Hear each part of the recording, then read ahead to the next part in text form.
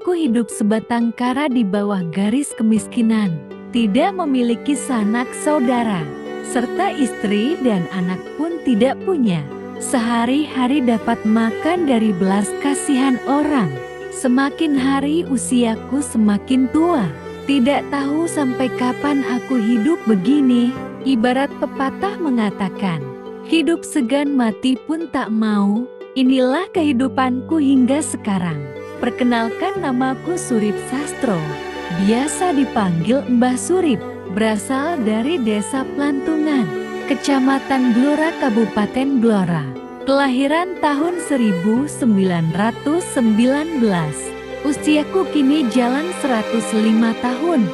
Tidak percaya rasanya bisa hidup selama ini. Jujur saja dulunya aku hidup dengan memiliki istri. Memang pada dasarnya hidupku miskin. Aku sudah 5 kali gagal dalam rumah tangga. Mungkin karena hidupku yang selalu miskin. Sehari-hari aku makan dari belas kasihan orang. Itu pun para tetanggaku yang memberi. Aku hanya tinggal di sebuah rumah sederhana. Sebenarnya tidak layak dipanggil rumah. Lebih tepatnya aku tinggal di gubuk mirip kandang ayam. Disitulah aku tinggal dan beraktivitas di dalamnya. Masa-masa kelam dulu pernah kurasakan. Apalagi soal cerita penjajahan Belanda, akulah saksi sejarah penjajahan Belanda tersebut. Keseharianku waktu itu pencari rumput, tepat di aliran waduk buat pengairan. Disitulah banyak rumput buat pakan ternak. Kalau itu banyak tentara Belanda berlalu lalang. Saya sebagai warga pribumi asli Indonesia, merasa terancam dengan adanya tang tempur Belanda. Sejarah kelam waktu itu di masa penjajahan Belanda. Aku melihat jelas dengan mata kepalaku sendiri. Para tentara Belanda menyiksa warga pribumi, disuruh kerja paksa atau kerja rodi.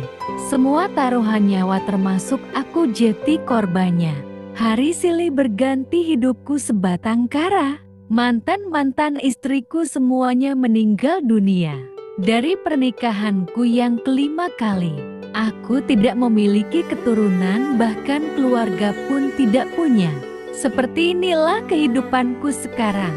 Sungguh amat miris keadaanku. Jika kalian berada di posisiku, saya jamin kalian tidak akan kuat hadapi dunia ini. Indonesia yang katanya kaya raya, bumi penuh minyak dan pertambangan. Tapi rakyat seperti aku kelaparan dalam kemiskinan. Sungguh amat miris negara Indonesia ini yang katanya sudah merdeka. Tapi itu hanya sebuah kata-kata yang sebenarnya rakyat sepertiku tersiksa. Jujur saja aku tidak mau berlama-lama hidup. Tapi apa dikata takdir berkata lain. Aku sama Tuhan diberi usia panjang. Tapi dalam usiaku ini penuh penderitaan. Pernah rasanya ingin mengakhiri hidup ini. Tapi aku paham semua itu dosa besar. Setiap hari aku bersabar dan tabah. Semoga selama menjalani hidupku ini, dosa-dosaku dihapuskan karena penderitaan yang kualami. Semoga pula rakyat Indonesia yang seperti aku, kedepannya tidak ada lagi penderitaan.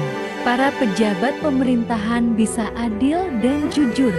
Sungguh amat disayangkan Indonesia dulu dijajah, tapi kini dianggap merdeka lewat kata-kata.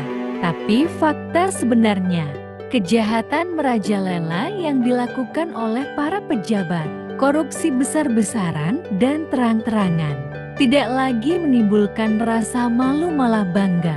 Saya doakan yang terbaik buat bangsa Indonesia ini. Semoga berjaya.